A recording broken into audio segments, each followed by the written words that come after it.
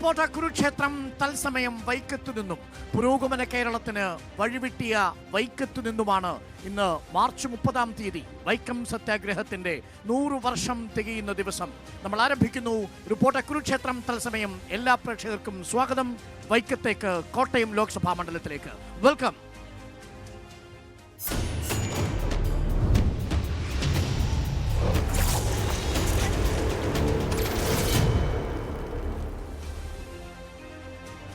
നരന് അശുദ്ധ വസ്തുവാണു പോലും എന്ന് കരുതിയിരുന്ന ഒരു കാലത്ത് തീണ്ടാരിപ്പലകയെടുത്തു മാറ്റിയൊരു നാടിന്റെ പേരാണ് വൈക്കം. ഞാനിപ്പോൾ നിൽക്കുന്ന കുരുക്ഷേത്രം തത്സമയം പ്രേക്ഷകർക്കൊപ്പം ചേരുന്ന വൈക്കം കായലിന് ഈ സമീപത്തു നിന്ന് ഏകദേശം 100 മീറ്റർ പിറകോട്ട് മാറിയാൽ സത്യാഗ്രഹം ആരംഭിച്ച ഒരു മണ്ഡപമുണ്ട്. അവിടെ ആ സത്യാഗ്രഹത്തെ സാക്ഷി നിർത്തി, ആ സത്യാഗ്രഹത്തിന്റെ ഓർമ്മകളെ സാക്ഷി നിർത്തിയാണ് ഈ 100 വർഷം തികയുന്ന ദിവസം കുരുക്ഷേത്രം പ്രേക്ഷകരിലേക്ക് എത്തുന്നത്. കോട്ടയം ലോക്സഭാ മണ്ഡലത്തിന്റെ മനസ്സിലാറ് എന്ന ചോദ്യവുമായി 11 തവണ UDF-ന്റെ പക്ഷത്തേക്കും 5 തവണ ചുവക്കുകയും ചെയ്ത കോട്ടയം ലോക്സഭാ മണ്ഡലത്തിൽ ഇത്തവണ ഏറ്റുമുട്ടുന്നത് കേരള കോൺഗ്രസിന്റെ കുടുംബക്കാരാണ്. പക്ഷേ ഒരു വ്യത്യാസമുണ്ട് എന്ന് മാത്രം. പഴയ കാലത്ത് LDF-ന്റെ ഭാഗമായി ഇടുക്കിയിൽ നിന്ന് ജയിച്ചു വന്ന ഫ്രാൻസിസ് ജോർജ് ഇന്ന് UDF-ന്റെ പക്ഷത്താണ്. അതേപോലെ UDF-ന്റെ പക്ഷത്തു നിന്നും കോട്ടയത്ത് ജയിച്ചു വന്ന തോമസ് ചാഴികാടൻ ഇന്ന് LDF-ന്റെ പക്ഷത്തുമാണ്.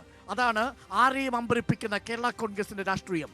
കേരള കോൺഗ്രസിന്റെ രാഷ്ട്രീയ കുടുംബത്തിലെ പോര് കരുത്തരായ ഫ്രാൻസിസ് ജോർജും തോമസ് ചാഴികാടനും ഏറ്റുമുട്ടുമ്പോൾ, തുഷാർ വെള്ളാപ്പള്ളി NDAക്ക് വേണ്ടി കളത്തിലേക്ക് ഇറങ്ങുമ്പോൾ എന്താണ് കോട്ടയം ലോക്സഭാ മണ്ഡലത്തിൽ സംഭവിക്കാൻ സാധ്യതയുള്ളത്? എന്തൊക്കെ വിഷയങ്ങളായിരിക്കും കോട്ടയം ലോക്സഭാ മണ്ഡലത്തിൽ വോട്ടർമാർ ചർച്ച ചെയ്യുക എന്നാണ് നമ്മൾ പരിശോധിക്കുന്നത്. അതിഥികളായി എനിക്കൊപ്പം UDF-ൽ നിന്നും advocate Vasanth Thengumpally. Welcome advocate Vasanth Thengumpally. LDF-ൽ നിന്നും Bright Vattanirappayil. Welcome Bright. NDA പ്രതിനിധീകരിച്ച് PG ബിജികുമാർ. ഒപ്പം തന്നെ വോട്ടർമാരും വിവിധ രാഷ്ട്രീയ പാർട്ടി പ്രവർത്തകരും നമുക്കൊപ്പം ചർച്ചയിൽ പങ്കെടുക്കുന്നു. ആദ്യം UDF-ൽ നിന്ന് തുടങ്ങുന്നു. അഡ്വക്കേറ്റ് വസന്ത്, ഏകദേശം 1,06,000 വോട്ടിന്റെ ഭൂരിപക്ഷത്തിൽ തോമസ് ചാഴികാടൻ പുഷ്പം പോലെ 2 നുള്ളിപ്പോയതാണ് കോട്ടയത്ത് നിന്നും. ആ 1,06,000 മറികടക്കാൻ ഫ്രാൻസിസ് ജോർജിന്റെയും UDF-ന്റെയും കയ്യിൽ എന്തായുധമാണ് ബാക്കി? അല്ല, ഇന്ന് വൈക്കം സത്യാഗ്രഹത്തിന്റെ ഓർമ്മ ദിനമാണ്. അതെ, ഒരു 3 മാസം മുമ്പ് പാലായിൽ ഒരു ജന്മി ശബ്ദം കേട്ടു. എന്താണെന്ന് അറിയാമോ? സ്ഥലത്തെ സിറ്റിംഗ് MP ഈ നാട്ടിലെ റബ്ബർ കർഷകരുടെ പ്രശ്നം പറയുമ്പോ ഒരു ജന്മി പറയാണ് ചുപ്പ് രഹോ. ചുപ്പ് രഹോ എന്ന് പറഞ്ഞപ്പോ അമ്പ്ര എന്ന് പറഞ്ഞ് വഴി മാറി നടന്ന ചാഴിക്കാടിനെ ആര് വോട്ട് ചെയ്യുന്ന പറയുന്നത്?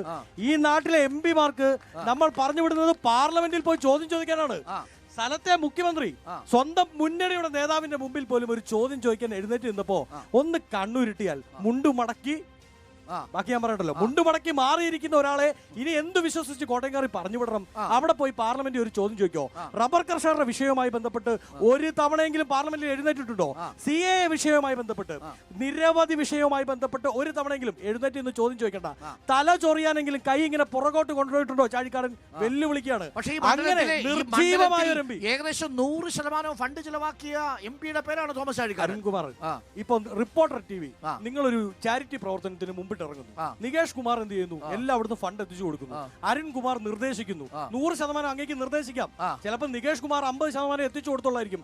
ഏതാണ് കാര്യം? ഫാക്ട് ചെക്ക് നടന്നതാണ്. ഈ സംസ്ഥാനത്ത് ഏറ്റവും കൂടുതൽ ഫണ്ട് വിനിയോഗിച്ചത് കൊല്ലത്തെ പ്രേമേന്ദ്രനാണ്. രണ്ടാമത് ഡോക്ടർ തരൂറാണ്. ഫണ്ട് വിനിയോഗിച്ചത്, നിർദ്ദേശിച്ചതല്ല. അതുകൊണ്ട് നിയുക്ത MP എന്നൊക്കെ നമ്മൾ പറയില്ലേ, അതുപോലെ ചാഴികാടൻ ഇവിടുത്തെ നിർദ്ദേശിത MP-യാണ്. എല്ലാ പദ്ധതിക്കും നിർദ്ദേശങ്ങളാണ്. അദ്ദേഹം 15 വർഷം MLA. മണ്ഡലത്തിലെ വിഷയങ്ങളിലേക്ക് വരാം. പക്ഷേ ദേശീയ വിഷയമാണ് നമ്മൾ ആദ്യഘട്ടത്തിൽ ചർച്ചയ്ക്കെടുക്കുന്നത്. കോട്ടയം അപ്പോൾ തെരഞ്ഞെടുപ്പിൽ ചർച്ച ചെയ്യാൻ പോകുന്ന വിഷയം തോമസ് ചാഴികാടനല്ല, ചാഴികാടന്റെ വ്യക്തിപ്രഭാവമല്ല. പകരം എന്താണ് ചർച്ച ചെയ്യാൻ പോകുന്നത്? സ്വാഭാവികമായും ദേശീയ രാഷ്ട്രീയത്തിൽ ഉയർന്നു വരുന്ന പ്രശ്നങ്ങൾ, രാജ്യത്ത് നിലനിൽക്കുന്ന നിശബ്ദമായ അടിയന്തരാവസ്ഥ, പ്രതിപക്ഷങ്ങൾക്ക് നേരെ ഉണ്ടാവുന്ന കൂച്ചുവിലങ്ങിട്ടുകൊണ്ടുള്ള സംഘപരിവാർ രാഷ്ട്രീയം, ഇടതു മുന്നണി അതിനൊരു ബദലാവുമോ? ഒരിക്കലും ബദലാവില്ല. അത് വളരെ കൃത്യമായി പല സീറ്റുകളിൽ നമുക്ക് വ്യക്തമാവില്ലേ? LDF കൺവീനർ തന്നെയല്ലേ പറഞ്ഞത് BJPക്ക് ചില കൊള്ളാവുന്ന സ്ഥാനാർത്ഥികളുണ്ട്. അതിൽ ഒരാൾ എവിടെയാണ്? തിരുവനന്തപുരത്ത് ചന്ദ്രശേഖരൻ. ഒരു കാര്യം പറഞ്ഞു ഇന്ന് BJP സ്ഥാനാർത്ഥി. എന്താ പറഞ്ഞതെന്നറിയാമോ? UDF സ്ഥാനാർത്ഥികളെല്ലാം BJPയുടെ ഫിക്സഡ് ഡിപ്പോസിറ്റ് ആണെന്നാ പറഞ്ഞത്. LDF സ്ഥാനാർത്ഥികൾ ഇവര് പറയുന്നത് എന്താണ്? ഇന്നത്തെ UDF നാളത്തെ BJP ആവും എന്നല്ലേ? ഇന്നലത്തെ LDF ഇന്ന് BJP ആയ കഥ വേണോ? ഈ പാർലമെന്റ് മണ്ഡലത്തിന്റെ അപ്പുറത്ത്, തൊട്ടപ്പുറത്ത് പത്തനംതിട്ടയിൽ കാഞ്ഞിരപ്പള്ളിയിൽ ഈ സംസ്ഥാനത്ത് ഏറ്റവും ആദ്യം MLA ആയിരുന്ന ഒരാൾ BJPയിൽ പോകുന്നത് അൽഫോൺസ് കണ്ണന്താനമാണ്. അതിനുശേഷം BJPയിലേക്ക് കടന്നുപോയ കേരളത്തിലെ മന്ത്രിമാരടക്കം LDF-ന്റെ MLA-മാരടക്കം എത്ര പേരെ ചൂണ്ടിക്കാണിക്കണം? തൊട്ടപ്പുറത്ത് പത്തനംതിട്ടയിൽ നിൽക്കുന്നത് നിങ്ങളുടെ സമുന്നതരായ നേതാവിന്റെ മകനാണ് അനിൽ ആന്റണി. നിന്നോട്ടെ, AK ആന്റണി അടുത്ത ദിവസം അവിടെ പ്രചരണത്തിന് വരുന്നുണ്ട്. AK ആന്റണിയേക്കാളും അനിൽ ആന്റണി. അനിൽ ആന്റണി പറഞ്ഞതെന്നറിയോ, നിങ്ങൾ കോൺഗ്രസ്സുകാരെല്ലാം വേണമെങ്കിൽ പാകിസ്ഥാനെ പോകട്ടെ എന്നാ വസന്തിനെ AK ആന്റണിയെ കൂടെ ഉദ്ദേശിച്ച് പറഞ്ഞായിരിക്കും. അല്ലല്ല, അത് അനിൽ ആന്റണിയുടെ രാഷ്ട്രീയമാണ്. അയാൾ ഇപ്പോൾ BJP-യിലാണ്. അദ്ദേഹത്തിന്റെ രാഷ്ട്രീയം. അതൊന്നും കോട്ടയം ചർച്ചയില്ല. കോട്ടയത്തെ കോൺഗ്രസ്സുകാരെ വിശ്വസിക്കാം, കോട്ടയത്തെ ഫ്രാൻസിസ് ജോർജിനെ വിശ്വസിക്കാം. അതുകൊണ്ട് കൈപ്പത്തിക്കല്ലെങ്കിൽ പിന്നെ UDF-ന്റെ സ്ഥാനാർത്ഥി എന്ന് മാത്രമേ കോട്ടയത്ത് ചിന്തിക്കാൻ പറ്റത്തുള്ളൂ. ഒരു സംശയം വേണ്ട, കനൽ ഒരു തരിയോടൊപ്പം ആ തരിക്കൊപ്പം പോയ തണലും ഉറപ്പായിട്ടും ഈ പ്രാവശ്യം കെടും. അത് ഉറപ്പാണ്. ഏറ്റവും ആദ്യം 20 സീറ്റിൽ ജയിക്കാൻ പോകുന്ന ഒന്നാമത്തെ സീറ്റ് ഞങ്ങളെ സംബന്ധിച്ച് കോട്ടയമായിരിക്കും. അത്ര ആത്മവിശ്വാസമാണ്. ബ്രൈറ്റ് നോക്കൂ, അത്ര ആത്മവിശ്വാസമാണ് UDF-ന് കോട്ടയത്ത്. റബ്ബറിന്റെ കാര്യത്തിന് വേണ്ടി ഒന്ന് തോമസ് ചാഴിക്കാടൻ തല ചൊറിയാനെങ്കിലും എഴുന്നേറ്റിട്ടുണ്ടോ എന്നതാണ് ചോദ്യം. ഈ ചോദ്യം ചോദിച്ച വ്യക്തിയോട് എനിക്ക് പറയാനുള്ള ആദ്യത്തെ കാര്യം, രാഷ്ട്രീയത്തിലും പൊതുജീവിതത്തിലും വിശ്വസ്തത എന്ന വാക്കിന് വലിയ പ്രാധാന്യമുണ്ട്. ഫ്രാൻസിസ് ജോർജിന്റെ പൊളിറ്റിക്കൽ ലൈഫ് നമ്മൾ എടുത്തു നോക്കിയാൽ കഴിഞ്ഞ 12 വർഷത്തിനിടയിൽ 4 തവണ 4 മുന്നണി, 4 രാഷ്ട്രീയ പാർട്ടി. അദ്ദേഹം ഏതൊക്കെ ചിഹ്നത്തിൽ മത്സരിച്ചു എന്ന് ചോദിച്ചാൽ എന്റെ UDF പ്രതിനിധിക്ക് പറയാൻ ബുദ്ധിമുട്ടായിരിക്കും. ഒരു കാര്യം ഞാൻ പറഞ്ഞു, എന്റെ സമയമാണ്.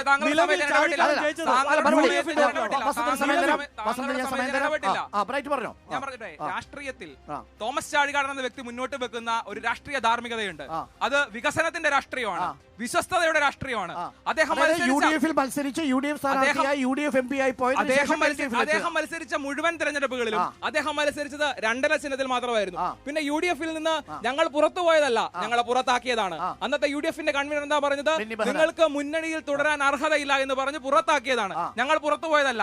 അങ്ങനെ പുറത്താക്കിയ ഞങ്ങളെ ചേർത്ത് പിടിച്ചത്, നെഞ്ചോട് ചേർത്ത് വെച്ചത് ഈ നാട്ടിൽ ഇടതുപക്ഷമാണ്. ആ ഇടതുപക്ഷത്തോട് 100% വിശ്വസ്തതയും ആത്മാർത്ഥതയും ഈ നാട്ടിലെ ജനങ്ങൾ കാണിക്കുന്നത് പോലെ തന്നെ കേരള കോൺഗ്രസ് പാർട്ടി.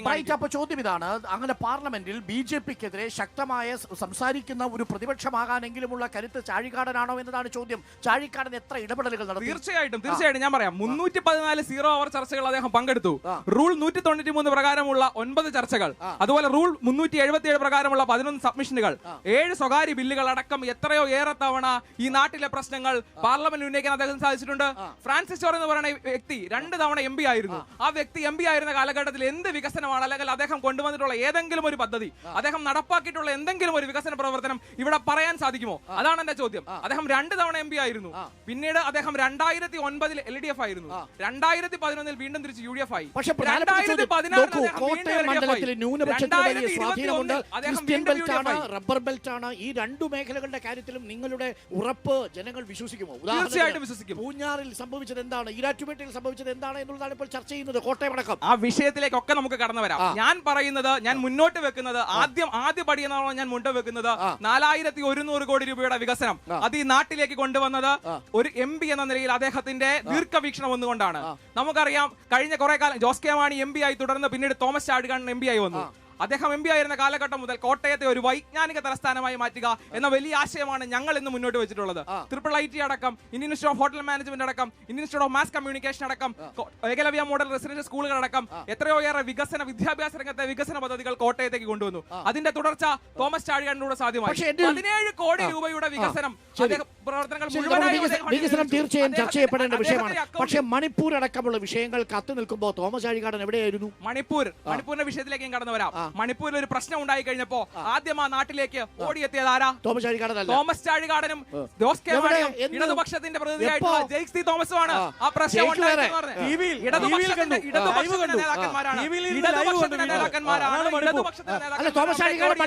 തോമസ് ചാഴികാടൻ മണിപ്പൂർ പോയി ലൈവ് ചെയ്തായിരുന്നോ? തോമസ് ചാഴികാടനും ജോസ് കെ മാണിയും MP അടങ്ങുന്ന സംഘം അവിടെ ഫോട്ടോഷൂട്ട് നടത്താൻ പോയി. ഫോട്ടോഷൂട്ട് നടത്താൻ പോയി. ഈ ചാഴികാടൻ മണിപ്പൂരിൽ പോയി. ഇപ്പൊ ആനിരാജ പോയത് നമ്മൾ അറിഞ്ഞു, രാഹുൽ ഗാന്ധി പോയത് നമ്മൾ കണ്ടു, ജയിക്ക് പോയത് നമ്മൾ കണ്ടു. തോമസ് ചാഴികാടൻ പോയത്, ജോസ് കെ മാണി MP പോയത് ഈ നാട്ടിലെ ജനങ്ങൾ കണ്ടിട്ടുണ്ട്. മണിപ്പൂരിൽ പോയി കണ്ടു. മണിപ്പൂര് പോയി പരസ്യമായിട്ടുള്ള കാര്യമാണ്. ഒരു തർക്കമില്ല. ക്രിസ്ത്യൻ ന്യൂനപക്ഷങ്ങൾക്കുള്ള എന്നും ഈ നാട്ടിൽ നിലനിന്നിട്ടുള്ളത് കേരള കോൺഗ്രസ് പാർട്ടിയാണ്. അതിലൊരു തർക്കമില്ല, അതിലൊരു തർക്കവും വേണ്ട. മണിപ്പൂർ പ്രശ്നം പാലക്കവലെ നിന്ന് പറയാൻ ബ്രൈറ്റ് മതി. പാർലമെന്റിലേക്ക് പറഞ്ഞു വിട്ടത് പാർലമെന്റിൽ പറയാനാ. ഒരു ചോദ്യം ഉന്നയിച്ചിട്ടുണ്ടോ? ഒരു ചോദ്യം. മിസ്റ്റർ നരേന്ദ്രമോദി എന്ന് പറഞ്ഞ് രാഹുൽ ഗാന്ധി ആ വിഷയത്തിലേക്കൊക്കെ ബിജുകുമാർ നോക്കൂ, ഈ മണ്ഡലത്തിൽ കഴിഞ്ഞ തവണ PC തോമസ് നേടിയ ഒരു മെച്ചപ്പെട്ട പ്രകടനമുണ്ട്. 1.5 ലക്ഷത്തോളം വോട്ടുകളാണ് പിടിച്ചത്. പക്ഷെ അതിന് മുമ്പുള്ള കണക്ക് നോക്കിയ പരമാവധി 75,000-നും 80,000-നും ഇടയ്ക്കാണ് BJPയുടെ വോട്ടെന്നാണ് ഞാൻ മനസ്സിലാക്കുന്നത്. ഇത്തവണ തുഷാർപ്പള്ളി മത്സരിക്കാൻ പോകുന്നു BDJസിന്റെ സ്ഥാനാർത്ഥിയായി. കോട്ടയം എന്തിന് BDJസിന് വോട്ട് കൊടുക്കണം? ഏറ്റവും ഒടുവിൽ തന്നെ സഭാ നേതാക്കൾ ഇന്നലെ പറഞ്ഞത് നമ്മൾ കേട്ടില്ലേ? ഈ ഭീതിതരായിട്ട് ദുർബലരായ മനുഷ്യർക്ക് ഭീതി ഉണ്ടാകുമ്പോൾ നമ്മുടെ രാജ്യം അപകടത്തിലാകുന്നു എന്ന് പറഞ്ഞത് ബിഷപ്പാണ് ചങ്ങനാശ്ശേരിയിൽ നിന്ന്. മാത്രവുമല്ല, മണിപ്പൂർ അടക്കമുള്ള വിഷയങ്ങളിൽ ബിഷപ്പുമാർ സംശയം പ്രകടിപ്പിച്ചിരിക്കുന്നു. നിങ്ങളുടെ നേതൃത്വത്തിൽ എങ്ങനെയാണ് BDJസിന് ഉറപ്പുണ്ടാവുക ക്രിസ്ത്യൻ വോട്ടുകളിൽ അല്ലെങ്കിൽ ക്രിസ്ത്യൻ ഭവനങ്ങളിൽ പോയി വോട്ട് ചോദിക്കാൻ?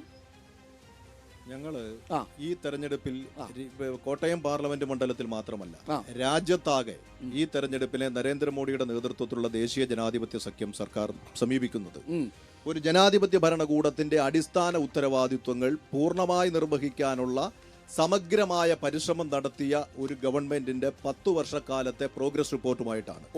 ഒരു പരിശ്രമം കോൺഗ്രസിന്റെ ഇൻകം ടാക്സ് വെച്ച് കോൺഗ്രസിന്റെ മുഴുവൻ പണവും പൂട്ടി.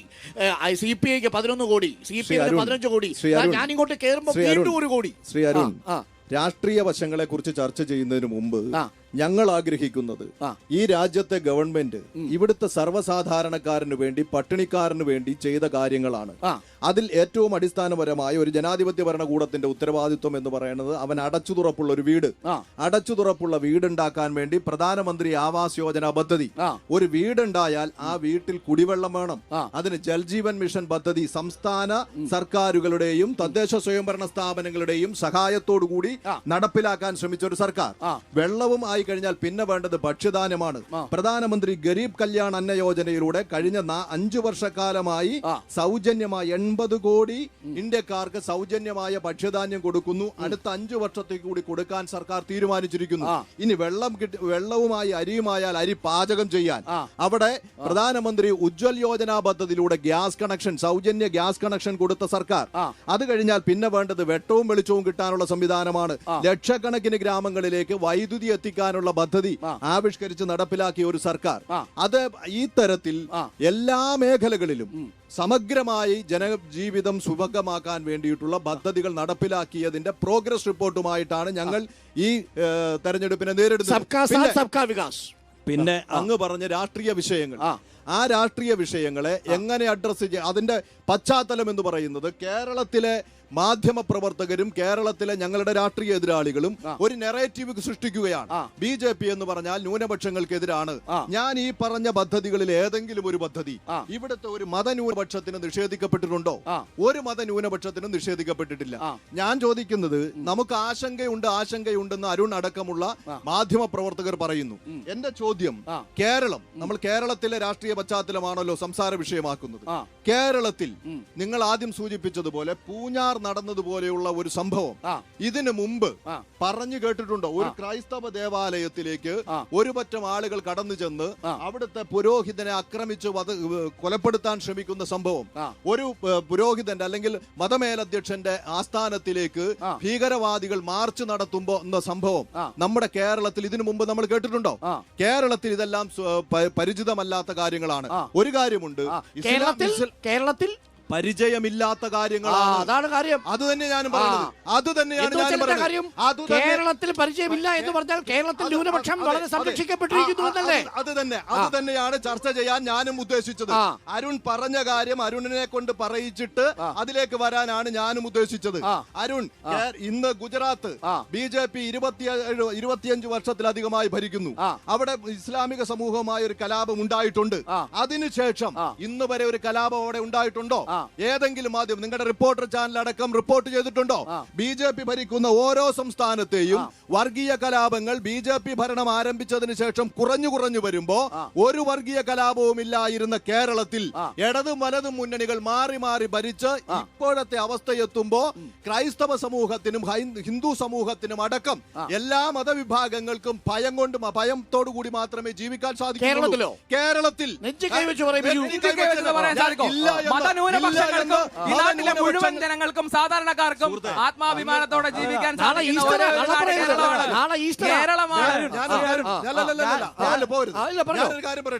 കേരളത്തിൽ മതന്യൂനപക്ഷങ്ങൾക്ക് ഭീതിയില്ല എന്ന് നിങ്ങൾ പറയുന്നു.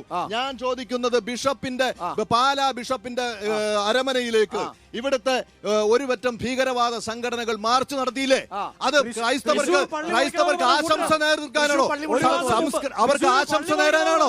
പള്ളി പൊളിക്കണു എന്ന ഒരു സ്റ്റേറ്റ്മെന്റ്. ഒരു മിനിറ്റ്,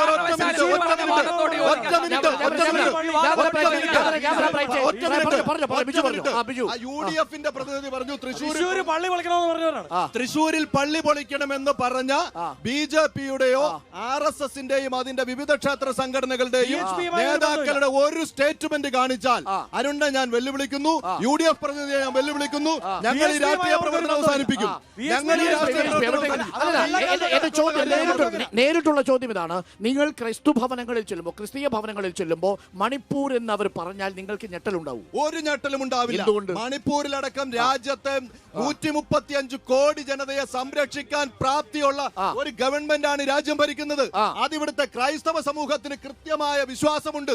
പക്ഷേ ചില മാധ്യമ പ്രവർത്തകർക്കും ഞങ്ങളുടെ രാഷ്ട്രീയ എതിരാളികൾ അവർ വോട്ട് കിട്ടാൻ വേണ്ടി മതത്തിന്റെ പേരിൽ ജനതയെ വിഭജിക്കാനും വേർതിരിക്കാനും അവരെ ചേരിതിരിച്ച് സംഘർഷത്തിലേക്ക് നയിക്കാനും ശ്രമിക്കുന്നതാണ് കേരളത്തിൽ കാണുന്നത്. നിങ്ങൾ നോക്കൂ, നിങ്ങളും ഒപ്പം തന്നെ മാധ്യമ പ്രവർത്തകരും കൂടിയാണ് BJP ന്യൂനപക്ഷ വിരുദ്ധരാക്കി മാറ്റുന്നതെന്നാണ് ബ്രൈറ്റ്. ഇതിനൊക്കെ മറുപടി പറയാൻ പോകുന്നതാണ് ഏറ്റവും വലിയ വിഡ്ഢിത്തരം. ഈ നാട്ടിലെ മുഴുവൻ ജനങ്ങൾക്ക് അറിയാം, ഇവിടെ മത തീവ്രവാദത്തെയും മതരാഷ്ട്രമാക്കി രാജ്യത്തെ മാറ്റുന്നതിന് വേണ്ടി എല്ലാ പ്രവർത്തനങ്ങളും നടത്തുന്നത് BJP ആണെന്ന്.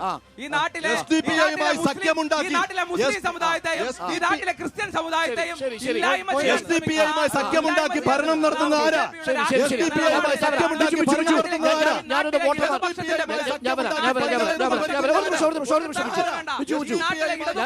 ഒരു നിമിഷം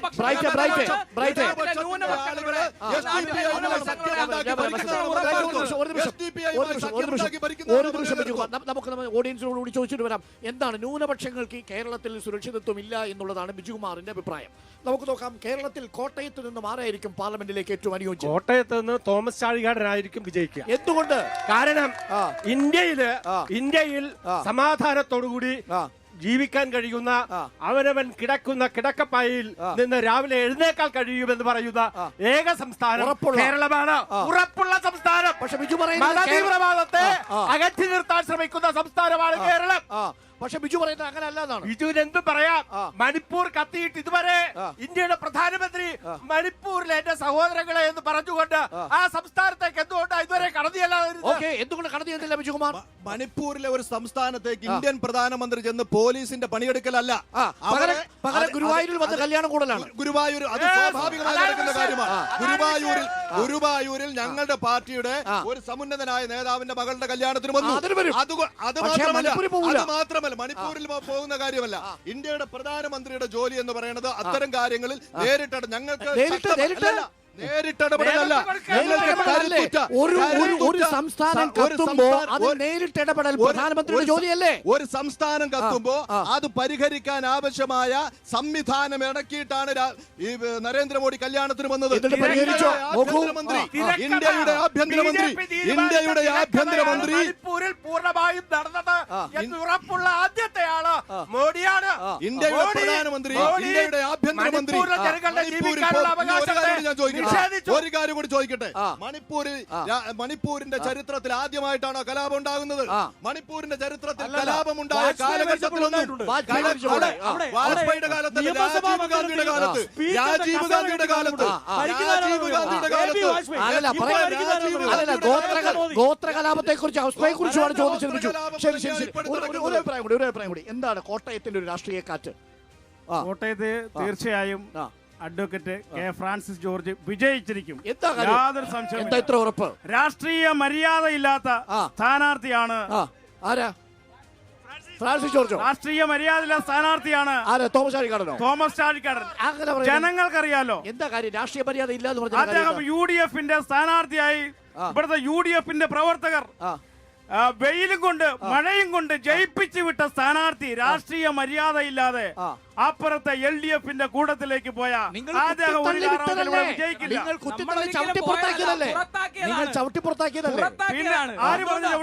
രാഷ്ട്രീയ മര്യാദ ഇല്ലാത്തോണ്ട് പോയതാണ്. നിങ്ങൾ UDFൽ നിന്ന് ചവിട്ടി പുറത്താക്കിയതല്ലേ?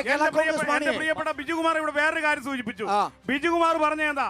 ഇവിടെ BJP ആണ് ഇവിടെ രാജ്യത്തിൽ എല്ലാ വലിയ വികസന പ്രവർത്തനം നടത്തുന്നു പറഞ്ഞു. ഞാനൊന്ന് ചോദിക്കട്ടെ എന്റെ പ്രിയ സുഹൃത്തെ ബിജുകുമാറെ, ഇവിടെ BJP എന്താണ് ചെയ്തിരിക്കുന്നത്? നരേന്ദ്രമോദി പറയാം ഇപ്പൊ ഞങ്ങൾ ഇവിടെ വലിയ ഗ്യാരണ്ടി കൊടുക്കുമെന്ന് പറഞ്ഞു. എന്ത് ഗ്യാരണ്ടിയാണ് നരേന്ദ്രമോദി ഈ ഇന്ത്യ മഹാരാജ്യത്ത് നടപ്പിലാക്കിയത്? വികസനത്തിന്റെ ഗ്യാരണ്ടി. എന്ത് വികസനമാണ് നടപ്പിലാക്കിയത്? ഹൈവേ ഞാൻ വികസനം, പറയാം. എന്റെ എയർപോർട്ടുകൾ വരുന്നു. പ്രിയപ്പെട്ട എയർപോർട്ട് കൊണ്ടുവന്നാരാ? ഇന്ത്യൻ നാഷണൽ കോൺഗ്രസ് ആണ് കൊണ്ടുവന്നത്. ഇന്ത്യൻ നാഷണൽ കോൺഗ്രസ് ആണ് ഇവിടെ എയർപോർട്ട് കൊണ്ടുവന്നത്. ഇരട്ടിയിലധികമായി എയർപോർട്ട് ഇരട്ടിയിലധികമായി. ഇപ്പൊ പറയുന്ന കാര്യമില്ല, പറക്കാനുള്ള plane വിട്ട് വിട്ടതാ. ഇപ്പോഴത്തെ എയർപോർട്ടുകളും നവരത്ന കമ്പനികളെല്ലാം ഇപ്പോൾ ആരുടെ കൈവശമാണ്? അദാനിയുടെ കൈവശമാണ് പോയിരിക്കുന്നത്. അതുപോലെ തന്നെ അംബാനിക്കും വേണ്ടി മാത്രം ഭരിക്കുന്ന ഒരു ഗവൺമെന്റ് ആണ് നരേന്ദ്രമോദിയുടെ നേതൃത്വത്തിലുള്ള ഗവൺമെന്റ്. മോദി സർക്കാരിനെ എതിർക്കാൻ ഫ്രാൻസിസ് ജോർജോ തോമസ് അഴിക്കാടനോ നല്ലത്? തീർച്ചയായിട്ടും അഡ്വക്കേറ്റ് ഫ്രാൻസിസ് ജോർജ് തന്നെയാണ് അതിന് ഏറ്റവും അനുയോജ്യനായ വ്യക്തി. കാരണം ഒരു രാഷ്ട്രീയ മര്യാദയും ഇല്ലാതെ ഇവിടുത്തെ UDF പ്രവർത്തകരെ വഞ്ചിച്ചെന്ന് മാത്രമല്ല, തനിക്ക് വോട്ട് ചെയ്ത ബഹുഭൂരിപക്ഷം 1.25 ലക്ഷത്തിന്റെ വോട്ടിന്റെ ഭൂരിപക്ഷം കൊടുത്തത് ഇവിടുത്തെ UDF പ്രവർത്തകർക്ക്. ഫ്രാൻസിസ് ജോർജ് ഇടുക്കിയിൽ നിന്ന് മത്സരിച്ചിട്ട് ആരുടെ പിന്തുണയോടുകൂടിയാ? തീർച്ചയായിട്ടും അന്ന് അവരുടെ രാഷ്ട്രീയത്തിന്റെ ഭാഗമായിട്ട് അതിലൊരു പ്രശ്നമുണ്ട്. ഡിഫറൻസ് പറയാം. അതായത് ഇവർ ഇവിടെ നിന്ന് പോകുന്നത് ഇവർ പറയുന്നു പുറത്താക്കി. എങ്ങനെയാ പുറത്താക്കിയത്? അത് രാഷ്ട്രീയ മര്യാദ പുറത്താണ്. 3 മാസം ജില്ലാ പഞ്ചായത്ത് പ്രസിഡന്റ് സ്ഥാനത്ത് നിന്ന് മാറി നിൽക്കാൻ പറഞ്ഞപ്പോ പറ്റില്ല എന്ന് പറഞ്ഞ് കൂട്ടാണ് അവര്. എന്തൊക്കെ പറഞ്ഞാലും ഈ KM മാണിയെ പുറകിൽ നിന്ന് കുത്തിയത് കോൺഗ്രസ്സുകാരാണെന്നാണ് എന്ന് മാണി സാർ മരിച്ചതിന് ശേഷമുള്ള ഇവരുടെ റിപ്പോർട്ടാണ്. അതിന് മുമ്പ് ആ റിപ്പോർട്ടില്ല.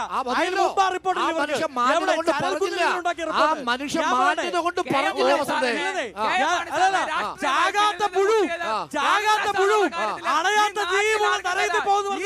ഉമ്മൻചാണ്ടി അല്ലല്ലോ ആരാ പറഞ്ഞത്? ചാകാത്ത പുഴു അണയാത്ത തീയുള്ള തറയത്തിൽ മഹാത്മാഗാന്ധിയും പെരിയൂരുമടക്കം വൈക്കം സത്യാഗ്രഹത്തിൽ പങ്കെടുത്ത സത്യാഗ്രഹികൾ വെട്ടിയ വഴിയിലൂടെയാണ് നമ്മൾ സഞ്ചരിച്ചുകൊണ്ടിരിക്കുന്നത്. വൈക്കം സത്യാഗ്രഹത്തിന് 100 വർഷമാകുന്ന ഈ ദിവസം നമ്മൾ വൈക്കത്ത് ബീച്ചിൽ നിന്നുമാണ് തത്സമയം റിപ്പോർട്ടർ കുരുക്ഷേത്രം പ്രേക്ഷകർക്കൊപ്പം ചേരുന്നത്. കോട്ടയത്തെക്കുറിച്ച് നമ്മുടെ വോട്ടർമാർക്ക് കൂടി പറയാനുള്ളത് എന്താ നമുക്കൊന്ന് കേൾക്കാം. സാറേ നമസ്കാരമുണ്ട്. ഞാൻ BJPയുടെ പ്രവർത്തനമോ കോൺഗ്രസിന്റെ പ്രവർത്തനമോ അല്ലെങ്കിൽ CPMന്റെ പ്രവർത്തനമോ ആയിട്ടല്ല ഞാനിപ്പോൾ ഇവിടെ ഈ വേദിയിൽ പങ്കെടുക്കുന്നത്. ഞാനൊരു ഇന്ത്യൻ പൗരൻ. ഒപ്പം പറഞ്ഞോ താങ്കൾ പറഞ്ഞു വരുമ്പോ ആരാണെന്ന് ഞാൻ പറഞ്ഞോളാം. പറഞ്ഞോ ഞാൻ പറയട്ടെ. ചേട്ടാ ചോദ്യം ഞാൻ പറയട്ടെ. ഇവരോട് ചോദിക്കാം.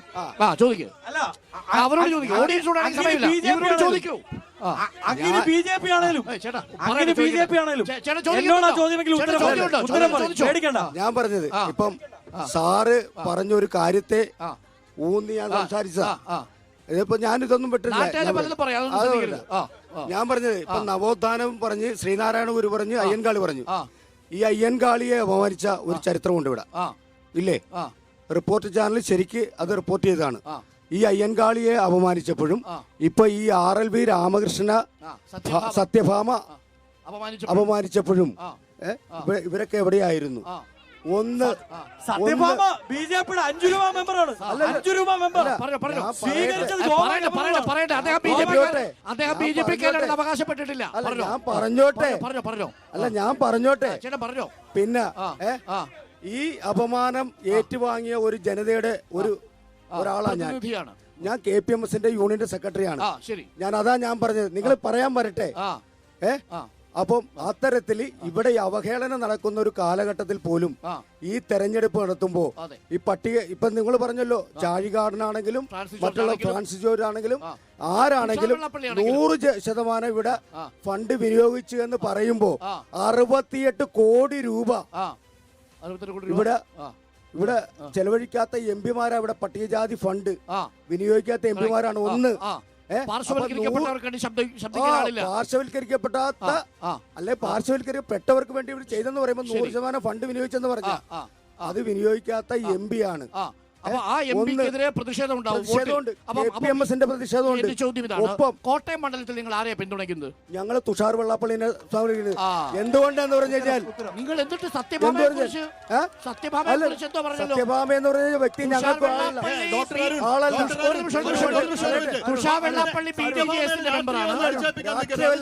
അവര് രാഷ്ട്രീയക്കാരിയല്ല. അതിനകത്ത് ഇവര് പ്രതികരിക്കാത്തത് കൊണ്ട് ഞങ്ങളെ പോലെയുള്ളവര് ഞങ്ങൾക്ക് വേണ്ടിയിട്ട് വർത്തമാനം പറയുന്ന സംഘടന ഇതാണ്. താങ്കൾ സത്യഭാമയെ അംഗീകരിക്കുന്നുണ്ടോ ഇല്ലയോ? ഇല്ല ഇല്ല. ആ സത്യഭാമയെ ആദരിച്ച BJP അംഗീകരിക്കുന്നുണ്ടോ ഇല്ലയോ? BJP അംഗീകരിക്കുന്നില്ല. ഇല്ല. ആര് പറഞ്ഞു? എവിടെയാ അംഗീകരിച്ചത്? ദൃശ്യങ്ങൾ കണ്ടതല്ലേ? ഇല്ല. കണ്ടിട്ടില്ല. ചേട്ടൻ കണ്ടിട്ടില്ല. ഇല്ല. ചേട്ടൻ അടുത്ത ചോദ്യം. ഗസ്റ്റിലേക്ക് പോകണം. ചേട്ടൻ അല്ല എല്ലാവർക്കും കൊടുക്കണം. അദ്ദേഹത്തിന് വേണ്ടി ഇതാ അദ്ദേഹത്തിന് വേണ്ടി ആ ചിത്രം പാവം കണ്ടോട്ടെ. എനിക്ക് ഇവിടെയുള്ള ഇടതുപക്ഷ സ്ഥാനാർത്ഥിയോട് ചോദിക്കാണ്. എന്താ ചോദ്യം? അതായത് ഈ 10 വർഷം കേരളം ഭരിച്ചിട്ട് ജനങ്ങൾക്ക് ഉപകാരപ്പെട്ട എന്തൊക്കെ പദ്ധതികളാണ് LDF സർക്കാർ ആവിഷ്കരിച്ചിരിക്കുന്നത്? എന്താണ് ഈ മണ്ഡലത്തിൽ LDFന്റെ MP ചെയ്തിരിക്കുന്നത്? അല്ലെ തോമസ് ചാഴികാടൻ MP ചെയ്തിരിക്കുന്നത്? ഇവിടെ നിലവില് കേരള സംസ്ഥാന സർക്കാർ ഇത്രയും നാളും LDF സർക്കാർ ഭരിച്ചിട്ട് ജനങ്ങൾക്ക് ഉപകാരപ്രദമായിട്ടുള്ള എന്ത് പദ്ധതിയാണ് ആവിഷ്കരിച്ചിരിക്കുന്നത്? നിലവിലുള്ള കൊടുത്തിരിക്കുന്ന പദ്ധതികളെല്ലാം നിർത്തലായി പോയതല്ലാതെ കിഫ്ബി ഫണ്ടില്ല. വൈക്കത്ത് ആശുപത്രിയുടെ പ്രവർത്തനം നിലച്ചു. 18.5 കോടി രൂപ കൊടുക്കാണ്ട്. ആശുപത്രിയിൽ മരുന്നില്ല, സപ്ലൈകോ സാധനമില്ല. നേരടവ് പാലം നിലച്ചിട്ട് എത്ര നാളുകളായി? സംസ്ഥാന സർക്കാരിനെതിരെ ഭരണവിരുദ്ധ വികാരമുണ്ട്.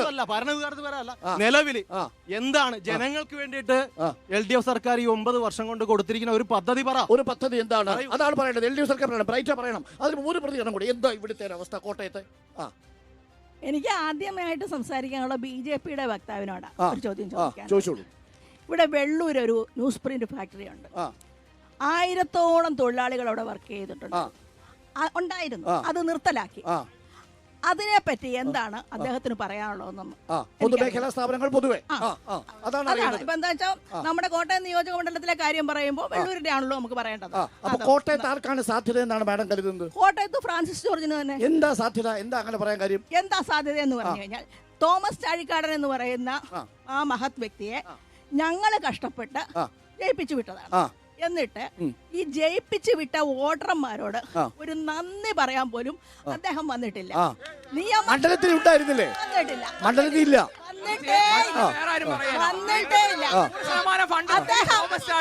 പാർലമെന്റിൽ ചെന്നിട്ട്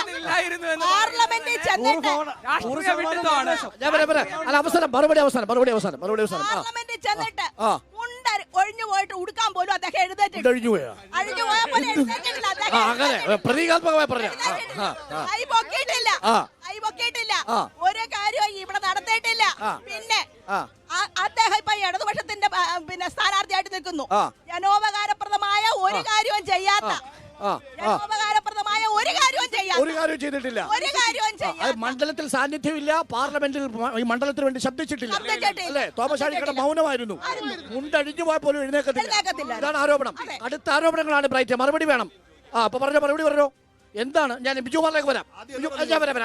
ഈ ഒറ്റ ചോദ്യം. അങ്ങനെ സംഭവം ഉണ്ടല്ലോ. എന്താ സംഭവം? എന്താണ് തോമസ് ചാഴികാടൻ മണ്ഡലത്തിന് വേണ്ടി ചെയ്തത്? സിറ്റിംഗ് MPയുടെ പ്രതിനിധിയാണ് താങ്കൾ. പറഞ്ഞോ. തോമസ് ചാഴികാടൻ എന്ന ജനപ്രതിനിധി ഈ മണ്ഡലത്തിൽ കൊണ്ടുവന്നത് 4100 കോടി രൂപയുടെ വികസന പ്രവർത്തനങ്ങളാണ്. ഞാൻ പറയാം. അത് പ്രധാനമന്ത്രിയുടെ ഏറ്റുമാനൂർ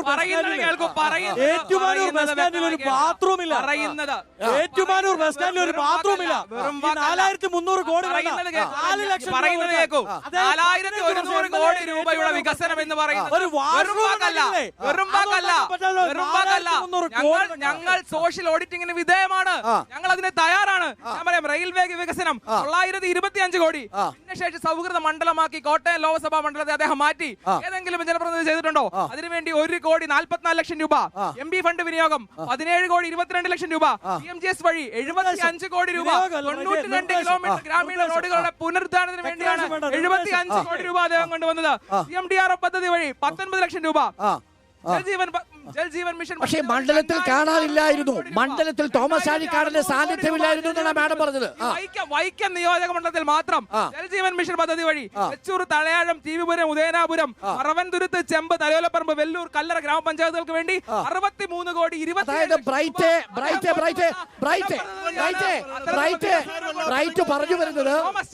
പറഞ്ഞു വരുന്നത് പ്രധാനമന്ത്രിയുടെ സ്കീമുകൾ പലതും കോട്ടയത്ത് വന്നു എന്നാണ്.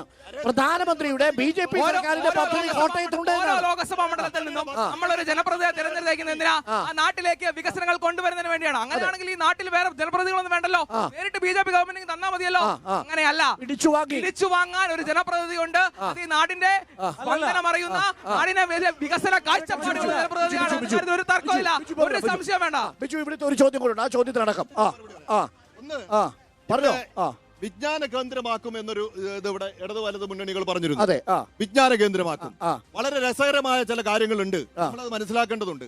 2014 നരേന്ദ്രമോദിയുടെ സർക്കാർ അധികാരത്തിൽ വരുന്നു. 2015 കേന്ദ്ര സർക്കാർ ഒരു കേന്ദ്രീയ വിദ്യാലയം ഈ വൈക്കം താലൂക്കിൽ അനുവദിക്കുന്നു. അന്ന് ഈ കോട്ടയം പാർലമെന്റ് മണ്ഡലത്തിലെ MP-യും MLA-യും, അത് കടുത്തുരുത്തി മണ്ഡലത്തിലാണ് അനുവദിച്ചത്. കടുത്തുരുത്തി മണ്ഡലത്തിലെ MLA-യും കോട്ടയത്തെ MP-യും അന്ന് ഭരണകക്ഷിയുടെ MP-മാരായിരുന്നു. MP-യും MLA-യുമായിരുന്നു, അതായത് UDF-ന്റെ. അതിനുശേഷം MP മാറി തോമസ് ചാഴിക്കാടൻ MP ആയി, MLA UDF-ൽ തന്നെ നിന്നു. ഇന്ന് 9 വർഷം കഴിഞ്ഞു, 10ാമത്തെ വർഷമാകുന്നു. ആ സ്കൂളിന് ഒരു കെട്ടിടം പണിയാനുള്ള സ്ഥലം 30 കോടി 50 ലക്ഷം രൂപ അനുവദിച്ചതാണ് കേന്ദ്ര സർക്കാർ. അനുവദിച്ചിട്ട് അവിടെ കുട്ടികൾക്ക് 2000-ഓളം കുട്ടികൾക്ക് പഠിക്കാനുള്ള സൗകര്യം നിഷേധിക്കുന്നു. അതാണ് ഈ ഇടതും വലതും മുന്നണികൾ ഈ നിയോജക മണ്ഡലത്തോട് സാധിച്ചത്. ഇനി മറ്റൊരു കാര്യം പറയാം, നരേന്ദ്രമോദിയുടെ സർക്കാർ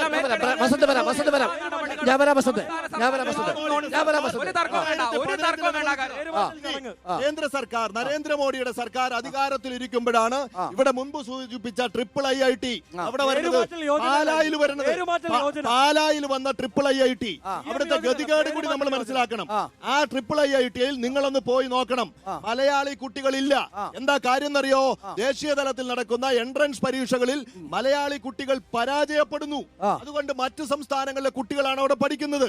ഇനിയുമുണ്ട് സയൻസ് സിറ്റി എന്ന് പറഞ്ഞൊരു സാധനം ഉണ്ടായിരുന്നു. AK ആന്റണി ആ കേന്ദ്ര പ്രതിരോധ വകുപ്പ് മന്ത്രി ആയിരുന്നപ്പോ കൊട്ടിക്കോഷിച്ച് UDF-കാർ ഇവിടെ കൊണ്ടുവന്നതാ.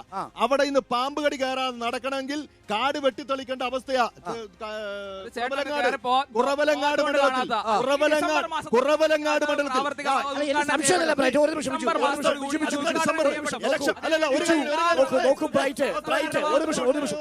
ഒറ്റ ചോദ്യം. ബിജു പറഞ്ഞ IIT, ബിജു പറഞ്ഞ സയൻസ് സിറ്റി, ഈ 2 കാര്യങ്ങളും ഇതുവരെ നടപ്പിലാവാൻ പോകുന്നേ ഉള്ളൂ എന്ന് പറയുമ്പോൾ അതിനകത്തൊരു വാസ്തവമുണ്ട്. ഇല്ലേ ബ്രൈറ്റ്? നടപ്പിലാവാൻ പോകുന്നതേ ഉള്ളൂ എന്ന് പറഞ്ഞ 5 വർഷം പിന്നെ എന്ത് ചെയ്തു? ഡിസംബർ മാസത്തിൽ നടപ്പാക്കപ്പെടും. അതിനുവേണ്ടിയുള്ള എല്ലാ പ്രവർത്തനങ്ങളും നമ്മൾ മുന്നോട്ട് കൊണ്ടുപോകുന്നുണ്ട് സംസ്ഥാന സർക്കാരിന്റെ നേതൃത്വത്തിൽ. 13 വർഷമായി ഈ സയൻസ് സിറ്റി തുടങ്ങിയിട്ട്. അതല്ല അടുത്ത വിഷയം, ന്യൂസ് പ്രിന്റ് ഫാക്ടറിയുടെ വിഷയം ഞാൻ മറന്നിരിക്കുകയാണ്. വെള്ളൂര് എന്റെ നാടാ. ഞാൻ അവിടെ ഹിന്ദുസ്ഥാൻ ന്യൂസ് പ്രിന്റ് ലിമിറ്റഡിൽ അവർ പറഞ്ഞതുപോലെ, ചേച്ചി പറഞ്ഞതുപോലെ തന്നെ 1000-ലധികം തൊഴിലാളികൾ പണിയെടുത്തിരുന്നു. അന്ന് ആ സ്ഥാപനം നഷ്ടത്തിലായി. കേന്ദ്ര സർക്കാർ സ്വീകരിച്ചിട്ടുള്ള പ്രകടന പത്രികയിൽ പറഞ്ഞ് ജനങ്ങളുടെ മാൻഡേറ്റ് മേടിച്ചിട്ടുള്ള ഒരു നയമുണ്ട് ഈ നരേന്ദ്രമോദി സർക്കാരിന്. നഷ്ടത്തിലോടുന്ന പൊതുമേഖലാ സ്ഥാപനം ഇവിടുത്തെ ജനതയുടെ നികുതി പണം ഉപയോഗിച്ച് വെള്ളാനകൾക്ക് തിന്നാനായി കൊടുക്കില്ല. ലാഭത്തിലോടുന്നതല്ല, ഇതില്ല.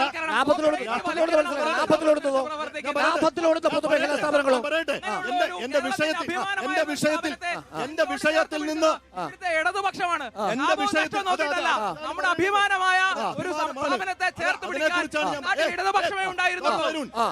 എന്റെ വിഷയം എന്നോട് ഓഡിയൻസ് ഇന്ന് ഒരു ചോദ്യം ഉന്നയിക്കുന്നു. ആ ചോദ്യത്തിന് മറുപടി പറയാനുള്ള സമയം തരണം. ഇതിനിടയിൽ വിഷയം മാറ്റിവിടരുത്. ഫാക്ടറി അന്നേരം കേന്ദ്ര സർക്കാർ ഒരു നിർദ്ദേശം മുന്നോട്ട് വെച്ചു. ഇതിന്റെ ഉൽപാദന ചുമതല ഒരു സ്വകാര്യ സ്ഥാപനത്തെ ഏൽപ്പിക്കാം. ഏതെങ്കിലും ടെൻഡർ വിളിച്ചിട്ട് സ്വകാര്യ സ്ഥാപനത്തെ ഏൽപ്പിക്കാമെന്ന് പറഞ്ഞു. INTUC-യും CITU-മാണ് അവിടുത്തെ അംഗീകൃത യൂണിയനുകൾ. ഉമ്മൻചാണ്ടിയുടെ INTUC, സംസ്ഥാന പ്രസിഡന്റ് R. ചന്ദ്രശേഖരന്റെ INTUC, CITU യൂണിയൻ, ഈ 3 യൂണിയനും നഖശിഖാന്തരം എതിർത്തു. കേരളത്തിന്റെ മുഖ്യമന്ത്രി അവിടെ ആ കമ്പനി ഏറ്റെടുക്കാൻ വന്ന സ്വകാര്യ കമ്പനികളെ ഭീഷണിപ്പെടുത്തി പറഞ്ഞു വിട്ടു. സംസ്ഥാന സർക്കാർ ഏറ്റെടുത്തു. നിങ്ങൾ ഒരു കാര്യം മനസ്സിലാക്കണം, കേരളത്തിലെ വെള്ളൂർ വില്ലേജിൽ മാത്രം 700 ഏക്കർ സ്ഥലമാണ് 145 കോടി രൂപയ്ക്ക് ഈ സംസ്ഥാന സർക്കാർ ഏറ്റെടുത്തത്. അന്ന് പറഞ്ഞ കാര്യം എന്താ? തൊഴിലാളികളുടെ താല്പര്യം സംരക്ഷിക്കാൻ. ഞാൻ LDF-ന്റെ പ്രതിനിധിയെ വെല്ലുവിളിച്ച് ചോദിക്കുന്നു, ഈ സ്ഥാപനം ഏറ്റെടുത്തിട്ട് 3 വർഷം കഴിഞ്ഞു, നിങ്ങൾ എത്ര തൊഴിലാളികളെ അവിടെ സ്ഥിരപ്പെടുത്തിയിട്ടുണ്ട്? എത്ര തൊഴിലാളികൾക്ക് അവിടെ തൊഴിൽ ഇടങ്ങളിൽ കൊത്തിപ്പോയിക്കൊണ്ടിരുന്ന ഒരു സ്ഥാപനത്തെ ഏറ്റെടുത്ത് ലാഭത്തിലേക്ക്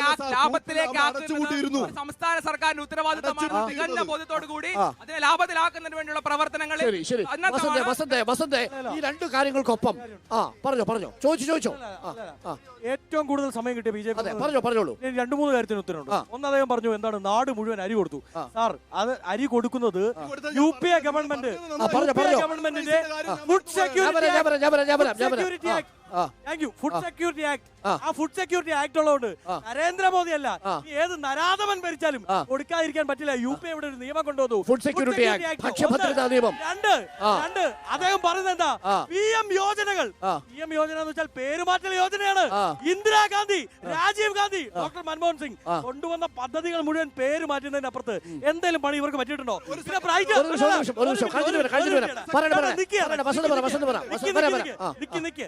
രണ്ടാമത് ബ്രൈറ്റ് പറഞ്ഞു, എന്താണ് ഞങ്ങൾ പിടിച്ചു വാങ്ങുന്നവരാണ്. സാർ, പിടിച്ചു വാങ്ങാൻ പാലായി പോയി പിണറായി വിജയൻ അടുത്തുനിന്ന് പിടിച്ചു വാങ്ങാൻ പോയവര് പേടിച്ചോടുന്നതാണ് കണ്ടത്. അവിടെ ഉണ്ടായിരുന്ന ചേട്ടൻ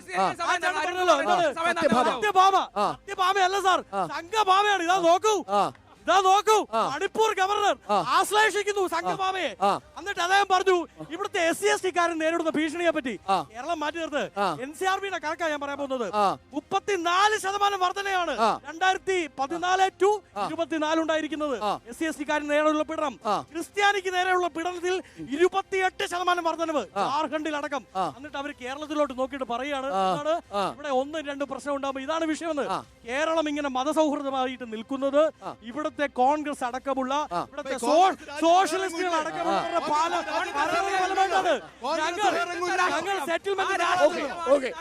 ഇടവേള കൂടി വേണം. ഇടവേള കഴിഞ്ഞ് തിരിച്ചു വരുമ്പോൾ വീണ്ടും വോട്ടർമാരുടെ പ്രതികരണത്തിലേക്ക് കോട്ടയം ചർച്ച ചെയ്യാൻ പോകുന്നുണ്ട്. റബ്ബർ അടക്കം ന്യൂനപക്ഷമടക്കമുള്ള വിഷയങ്ങൾ ചർച്ച ചെയ്യുന്നതിനോടൊപ്പം നമ്മുടെ സംസ്ഥാന സർക്കാരിന്റെ വിലയിരുത്തൽ കൂടിയാകുമോ എന്നതാണ് ചോദ്യം. ചില ചോദ്യങ്ങളിലേക്ക് വളരെ പെട്ടെന്ന് എന്താണ് സാധ്യത? എനിക്ക് ചോദിക്കാനുള്ളത് BJP-യോടും കോൺഗ്രസ്സുകാരോടുമാണ് ചോദിക്കാനുള്ളത്. ഒന്ന്, BJP സർക്കാർ നമ്മള് അന്ന് സംസ്ഥാനം ഭരിച്ചിരുന്ന ഗവൺമെന്റിൽ നിന്നും ഗ്യാസിന് 600 രൂപയായിരുന്നത് വില ഇതിൽ നിന്നും വില കുറയ്ക്കും എന്ന് പറഞ്ഞ് കയറിയ സർക്കാർ ഇന്ന് എവിടെ നിൽക്കുന്നു ഗ്യാസിന്റെ വില? ഇലക്ഷൻ പ്രഖ്യാപിച്ചപ്പോൾ 100 രൂപ കുറച്ചു. പിന്നെ സംസ്ഥാന ക്ഷേമ പെൻഷൻ ഗ്യാസ് എന്നാണ് പറഞ്ഞത്. ഉജ്ജ്വൽ ഗ്യാസ് യോജന എന്നാണ് അവർ പറയുന്നത്. ഉജ്ജ്വൽ ജ്വലിക്കുന്നുണ്ട്, പക്ഷേ റേറ്റ് ആണ് ജ്വലിക്കുന്നത്. ബിജുകുമാറിനുള്ള ചോദ്യമാണ്. അതെ, ഉജ്ജ്വലമായിട്ട് കൂടുന്നുണ്ട്. രണ്ടാമത് ഈ ക്ഷേമ പെൻഷൻ വന്നിട്ട് ഈ പ്രാവശ്യത്തെ സെൻട്രൽ ഗവൺമെന്റിന്റെ 200 രൂപ എന്നുള്ളത് ഈ സാധാരണക്കാരായ ഇവർക്ക് ഇവിടെ നിൽക്കുന്ന സാധാരണക്കാരിൽ എത്ര പേർക്ക് അറിയാം? സെൻട്രൽ ഗവൺമെന്റിന്റെ പോർഷൻ കിട്ടിയിട്ടില്ല. വെറും 1400 രൂപയാണ് കിട്ടിയിരിക്കുന്നത്.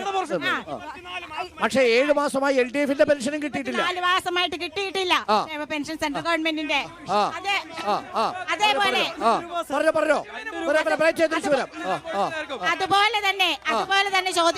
ചോദിക്കാനുള്ള വേറൊരു കാര്യം, ഈ കോൺഗ്രസ്സുകാർ കടന്ന് ഗോ വിളിച്ച് കയറ്റിയിട്ട് ദേശീയതത്തെ ചെന്ന് കഴിഞ്ഞാൽ ഈ MLA-മാരെല്ലാം കാശ് കൊടുത്ത് വാങ്ങി BJP-യുടെ കീശയിലേക്കല്ലേ പോകുന്നത്?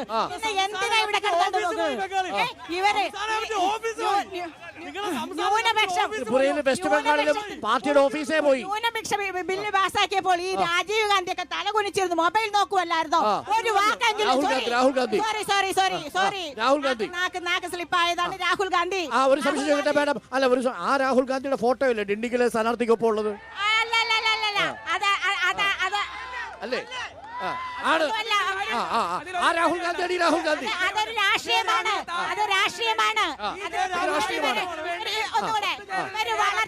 നൽകാൻ ഞങ്ങൾ തയ്യാറാണ്. വളർത്തി ചോറും പാലും കൊടുത്ത് വളർത്തി വന്ന കരുണാകരന്റെ മകൾ ഇന്ന് എവിടെ പോയി? ആന്റണിയുടെ മകൾ എവിടെ പോയി? ഒറ്റ മിനിറ്റ് പറഞ്ഞു, പെട്ടെന്ന് പറയണം, പെട്ടെന്ന്, എനിക്ക് ബാക്കി ആൾക്കാരിലേക്ക് പോകണം. ഞങ്ങൾ ചോറും പാലും കൊടുത്ത് പലരും പോയിട്ടുണ്ട്. അതിലൊന്നാണ് ചാടിക്കാളൻ. നാണമില്ലാതെ കൈക്ക് BJP-യിലേക്കല്ല പോയത്.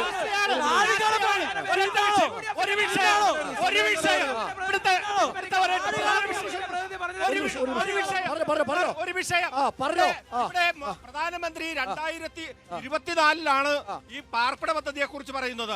കേരളത്തിൽ 1970 ഈ ചുവന്ന കൊടി കേരളത്തിൽ ഭരിക്കുമ്പോഴാണ് ഇന്ത്യയിൽ ആദ്യമായി 1,00,000 വീട് പദ്ധതി നടപ്പിലാക്കിക്കൊണ്ട് ഈ പാർപ്പിട പ്രശ്നം പരിഹരിക്കാനുള്ള ശ്രമം നടത്തിയത്.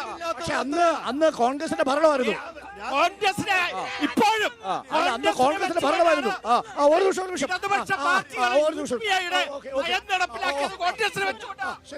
മുനിസിപ്പാലിറ്റി പോലും ശ്രമിച്ചുകുമാർ, ഒരു നിമിഷം. ഒരു സ്റ്റാൻഡേർഡ് ചോദ്യം ഞാൻ ചോദിക്കാനുള്ള BJP-യുടെ പ്രതിനിധിയോടും കോൺഗ്രസിന്റെ പ്രതിനിധിയോടും കൂടെ ചോദിക്കാനുള്ള ഒരു ചോദ്യം. കേരളം അടിസ്ഥാനപരമായിട്ടുള്ള ആരോഗ്യത്തില് മുൻപന്തിൽ നിൽക്കുന്ന ഒരു സംസ്ഥാനമാണ്. അത് കേരളത്തിലെ ഇന്ത്യയിലെ എല്ലാ സംസ്ഥാനങ്ങൾക്കും അറിയാം, എല്ലാ നേതാക്കന്മാർക്കും അറിയാം, വിദേശത്ത് ലോകത്തെല്ലാവർക്കും അറിയാം. എന്നാൽ എന്തുകൊണ്ട് കേരളത്തിന് എയിംസ് അനുവദിക്കുന്നില്ല? അതൊരു ചോദ്യമാണ്. 18 എംപിമാർ എന്ത് ചെയ്തു? ഈ 18 എംപിമാർ എന്ത് ചെയ്തു?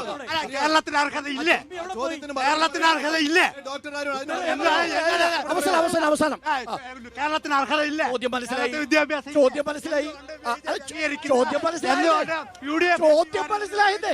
അടുത്ത ചോദ്യം. എനിക്ക് പറയാനുള്ളത്, ചരിത്രമുറങ്ങുന്ന വൈക്കത്തിന്റെ മണ്ണിൽ നിന്ന് ഇവിടെ ന്യൂനപക്ഷങ്ങൾക്ക് എതിരെ നടക്കുന്ന അക്രമത്തെ കുറിച്ചാണ് പറയുന്നത്. നമുക്ക് വൈക്കംകാരെ പ്രത്യേകം പരിചയപ്പെടുത്തേണ്ട കാര്യമില്ല. നമുക്കറിയാം, വൈക്കത്തിന്റെ മണ്ണിൽ TV പുരത്ത് ഒരു വലിയ സമരം നടന്നത് നമുക്കറിയാം. ആ സമരം എന്തിന്റെ അടിസ്ഥാനത്തിലാണെന്ന് BJDS-ന്റെ എൻ്റെ പ്രിയ സുഹൃത്തിനും അറിയാം.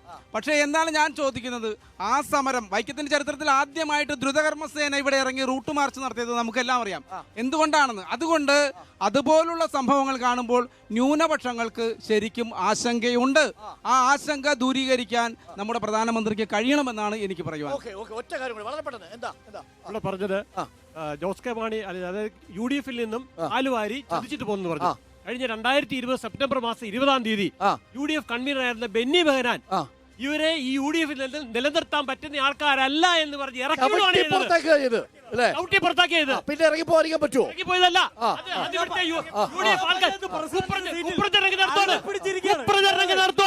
ഞങ്ങൾ ആരെയും ചതിച്ചിട്ടില്ല, കാലികാടൻ ചതിച്ചിട്ടില്ല.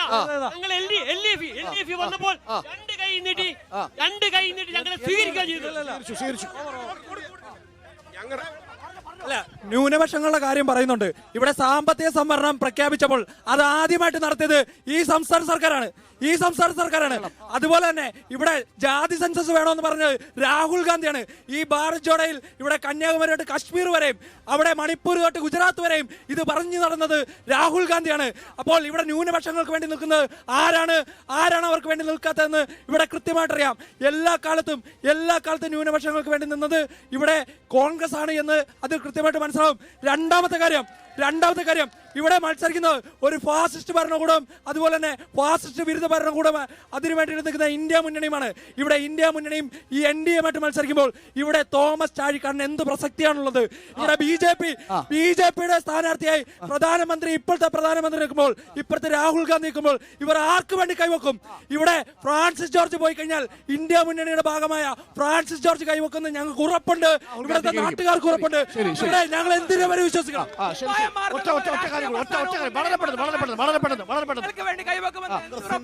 കോൺഗ്രസിന്റെ സുഹൃത്തുക്കൾ പറഞ്ഞ പോലെ ഞങ്ങൾക്ക് നല്ല ഉറപ്പുണ്ട്. ഇവിടുന്ന് തോമസ് ചാഴിക്കാടൻ വിജയിച്ചു പോയാൽ ഇടതുപക്ഷം സ്വീകരിക്കുന്ന നിലപാടിൽ ഉറച്ചു നിൽക്കുന്നത് നമുക്ക് 100% ഉറപ്പുണ്ട്. പക്ഷെ മറിച്ച് ഇവിടെ പലരും പറഞ്ഞല്ലോ തോമസ് ചാഴിക്കാടൻ വേറെ മുന്നണിയായിരുന്നു. ഇവരുടെ UDF-ന്റെ സ്ഥാനാർത്ഥി ഏത് മുന്നണിയിലായിരുന്നു? എവിടെ നിന്നാണ് ഇപ്പൊ? ഒരു ചോദ്യം വളരെ വളരെ പെട്ടെന്ന് ചോദിക്കണേ. ഇടതുപക്ഷത്തിന്റെ മുന്നണി നേതാവിനോട് ചോദിക്കാനുള്ളത്, ഇപ്പോഴത്തെ നമ്മുടെ ഈ ഭരണത്തിൽ നിന്ന് നമ്മുടെ എല്ലാ സാധനങ്ങളുടെയും വിലക്കയറ്റമാണ്. നമ്മുടെ KSEBിയുടെ ബില്ല് തൊട്ട് ഭൂമിക്കര മുതൽ എല്ലാത്തിന്റെയും ഇത്ര വിലക്കയറ്റം നിൽക്കുമ്പോൾ നിങ്ങൾ എന്ത് ആത്മവിശ്വാസത്തിന്റെ പുറത്താണ് വോട്ട് ചോദിക്കാൻ പോകുന്നത്? സപ്ലൈകോയിൽ സാധനമില്ല. രണ്ടാമത്തെ ഒരു കാര്യം, ആ ഒരു ചേട്ടൻ ചോദിച്ച കറക്റ്റ് ക്വസ്റ്റ്യൻ ആണ്. നിങ്ങൾ ജയിച്ചു പോയി കഴിഞ്ഞാൽ നിങ്ങൾ ഏത് മുന്നണിക്ക് വേണ്ടി കൈവെക്കും? നിങ്ങളുടെ പ്രധാനമന്ത്രി സ്ഥാനാർത്ഥി ആരാണ്? നിങ്ങൾ കേരളത്തിലെ ജനതയോട് നിങ്ങൾ പറയാൻ പോകുന്ന രാഷ്ട്രീയം എന്താണ്? ഞങ്ങൾ പോയി കഴിഞ്ഞാൽ ഇന്ന ആളായിരിക്കും ഞങ്ങളുടെ പ്രധാനമന്ത്രി, ഈ കക്ഷിക്ക് വേണ്ടി ഞങ്ങൾ നിലകൊള്ളും. എന്തായിരിക്കും നിങ്ങളുടെ തീരുമാനം? ശരി. ചേട്ടാ ഒരു ചോദ്യം കൂടി, ലാസ്റ്റ് ക്വസ്റ്റ്യൻ. ചോദിച്ചോ. നമ്മള് ഇവിടെ ഒരു ക്രിയാത്മകമായ ചർച്ച നടക്കുന്ന ഈ സമയത്ത് നിങ്ങൾ മനസ്സുകൊണ്ടൊന്ന് ചിന്തിക്കേണ്ട ഒരു വിഷയമുണ്ട്. 1957 മുതൽ ഇടതുപക്ഷവും വലതുപക്ഷവും ഭരിച്ചു മാറി ഭരിക്കുന്ന ഒരു ഇതാണ്. ഇവിടെ BJP-കാരനെ നിങ്ങൾ ആരും കുറ്റം പറഞ്ഞിട്ട് കാര്യമില്ല. ഈ വൈക്കത്ത് പിന്നെ ആലപ്പുഴയിൽ നിന്നും ചേർത്തലയിൽ നിന്നും വൈക്കത്ത് വരുന്ന ബോട്ടിറങ്ങി വരുന്നവർക്കൊന്നും മൂത്രം ഒഴിക്കാനുള്ള ഒരു സൗകര്യം ഈ വൈക്കം താലൂക്കിലില്ല. പ്രിയപ്പെട്ടവരെ, നമ്മൾ ഈ ഫ്രാൻസിസ് ജോർജിനെ ഇപ്പൊ കൊണ്ടു നടക്കുമ്പോ നിങ്ങൾ ഇടതുപക്ഷത്തേക്ക് കൊടുക്കാൻ വേണ്ടി നിങ്ങൾ രണ്ട് കൂട്ടരും ഒന്നല്ലേ എന്ന് നിങ്ങൾ മനസ്സുരുത്തി ഒന്ന് ചിന്തിച്ചാൽ. നമുക്ക് 1.5 മിനിറ്റ് സമയമുള്ളൂ. 30 second, 45 seconds maximum. ആദ്യമേ എന്നോട് ചോദിച്ചൊരു ചോദ്യം, എയിംസിന് കേരളത്തിന് അവകാശമില്ലേ എന്നാണ്. എയിംസിന് തീർച്ചയായും കേരളത്തിന് അവകാശമുണ്ട്. കേന്ദ്ര സർക്കാർ, നരേന്ദ്രമോദിയുടെ സർക്കാർ അധികാരത്തിലെത്തിയപ്പോ ഒരു എയിംസ് ആണ് ഇന്ന് ഇന്ത്യ രാജ്യത്തുണ്ടായിരുന്നത്. ഇന്ന് ഏതാണ്ട് 19ഓളം എയിംസുകൾ പ്രവർത്തനം ആരംഭിച്ചിട്ടുണ്ട്.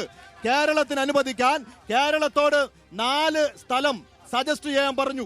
അനുയോജ്യമായ സ്ഥലം സജസ്റ്റ് ചെയ്യുന്നതിൽ സംസ്ഥാന സർക്കാർ കുറ്റകരമായ അനാസ്ഥ കാണിച്ചിരിക്കുന്നു. ഒറ്റ കാര്യം പറയട്ടെ, ഈ വൈക്കത്ത് നമ്മുടെ കോട്ടയം പാർലമെന്റ് മണ്ഡലത്തിൽ വൈക്കം നിയോജക മണ്ഡലത്തിൽ വെള്ളൂരിൽ ഞാൻ ആദ്യം സൂചിപ്പിച്ചല്ലോ 700 ഏക്കർ, അതിനകത്ത് 100 ഏക്കറിലാണ് ന്യൂസ് പ്രിന്റ് ഫാക്ടറി ഇരിക്കുന്നത്.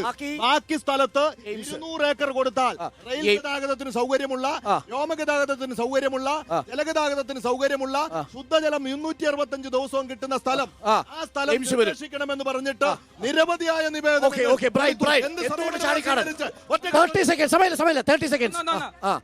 3-4 പേര് ചോദിച്ചൊരു ചോദ്യമുണ്ട്. പാലായിലെ നവകേരള സദസ്സുമായി ബന്ധപ്പെട്ട ചോദ്യം. പാലായിലെ നവകേരള സദസ്സിൽ തോമസ് ചാഴികാടൻ MP മുഖ്യമന്ത്രിയോട് ആവശ്യപ്പെട്ടത് 3 കാര്യങ്ങളാണ്. 1, പാലായിലെ സിന്തറ്റിക് ട്രാക്ക് 7 കോടി രൂപ അനുവദിച്ചു. 2, റബ്ബറിന്റെ വില 180 രൂപ അനുവദിച്ചു. 3, ചെർപ്പങ്കൽ പാലം തുറന്നു കൊടുക്കണമെന്ന്. ചെർപ്പങ്കൽ പാലം തുറന്നു കൊടുത്തു. അത് മാത്രമല്ല,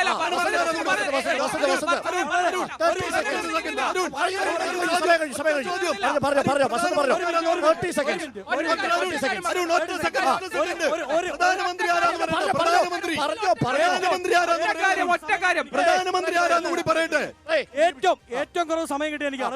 ലാസ്റ്റ് 40 സെക്കൻഡ് ഒരു കഥ പറഞ്ഞോ. എന്റെ അടുത്തൊരു DYFI-കാരനുണ്ടായിരുന്നു. അദ്ദേഹം ഒരു സമരത്തിന് പോയി, ബാർക്കോഴ സമരം. അന്ന് അദ്ദേഹത്തിന് വൈഫ് പ്രഗ്നന്റ് ആയിട്ടിരിക്കുക. അപ്പൊ വൈഫിനോട് പറഞ്ഞു, ഞാൻ അതിനിർണായക സമരത്തിന് പോവാ, നമ്മുടെ മകൻ ഉണ്ടാകുമ്പോ ഞാൻ മരിച്ചുപോയി, ഈ സമരത്തിൽ പങ്കെടുത്ത് രക്തസാക്ഷിത്വം വഹിച്ചാൽ നീ അവനോട് പറയണം ഞാൻ എവിടെ പോയി, ഞാൻ പാലാ ഷാപ്പിലെ ഏറ്റവും വലിയ കള്ളനായ കള്ളൻ ഘോരമാടിയെ രാജിവെപ്പിച്ച സമരത്തിന് 4 മാസം കഴിഞ്ഞു കുഞ്ഞുണ്ടായി. അപ്പൊ ആ വീട്ടിൽ 3 ഫോട്ടോ ചോദിച്ചു, ഇതാരാണ്?